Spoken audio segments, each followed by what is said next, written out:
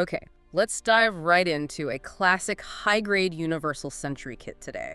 We're looking at the HGUC 144th RX-178 Gundam Mk-II. Yes, the Titans version specifically. Exactly, that really distinctive dark blue and black scheme from Mobile Suit Zeta Gundam. It just looks so different from the original RX-78, doesn't it? Much more imposing. Definitely.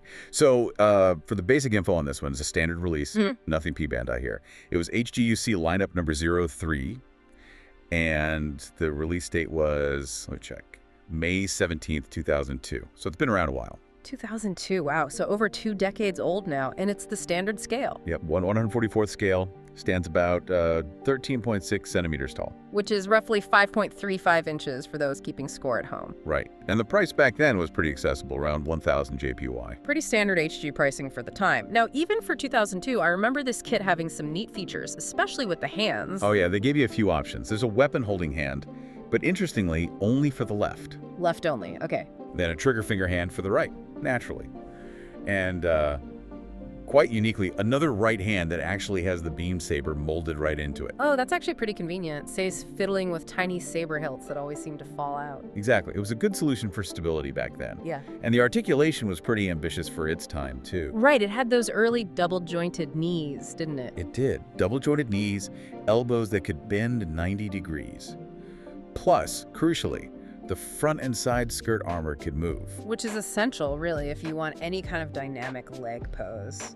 Stops things just looking stiff. Absolutely. Gets you those deeper action stances. Though, thinking back to kits from that era, sometimes those early double joints could be a bit wobbly over time. Did this one hold up okay, stability-wise? That's a fair point.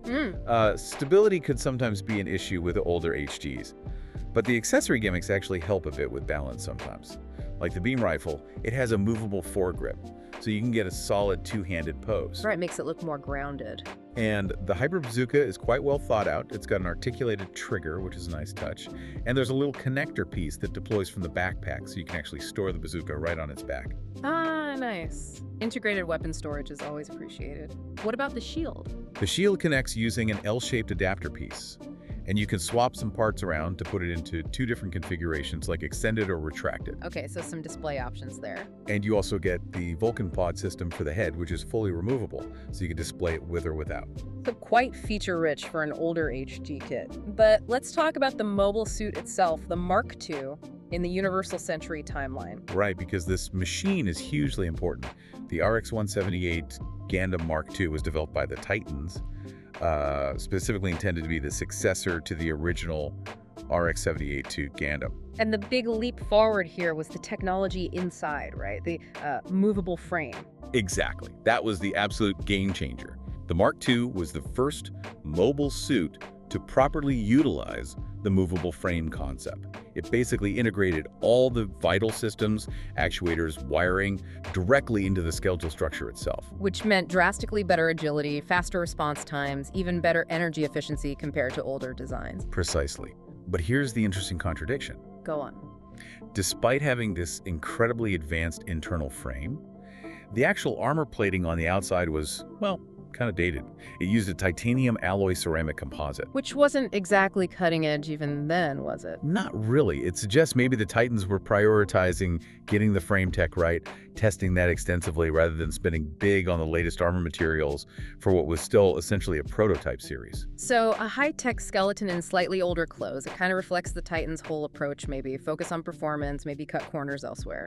Could be, and we know the story. They built 3 of these prototype units. And famously, all 3 got stolen almost immediately by the AEUG and repainted in their own colors. That's the one. By the way, if you're enjoying this kind of detailed look into Gundam tech and model kits, definitely think about subscribing to the channel for more deep dives like this one. Good point. Okay, back to the kit details. The decals included something specific about the pilots, didn't they? They did. A nice touch for lore fans. The marking decals let you designate which of the 3 Titans units it is and who piloted it. So you get 01 for Imashin, 02 for Kakrakan Kakuler, and 03 for Jared Mesa. That's fantastic context, especially Unit 01 for Ima, considering she defects in that very suit and ends up fighting against the Titans, adds a layer to building the kit. It really does. And connecting this back to the bigger picture, the Mk-II's design, particularly that movable frame, it was absolutely foundational. Its influence can be seen in so many later mobile suits. Think about the RMS-154 Barzam, or even the MSC-006 Zeta Gundam itself. They all owe a huge debt to the Mark II's innovations. So, despite its short service life with the Titans, its technological legacy was massive. It really did set a new standard. Without a doubt. A pivotal design. Okay, one final thing before we wrap up, just a quick note for everyone listening. This audio is generated using Gemini AI. We do make a significant effort to get the pronunciation of all the Gundam names and terms right, but, some of it can be tricky. So if you happen to catch any errors, please do let us know in the comments so we can try and get them corrected for the future.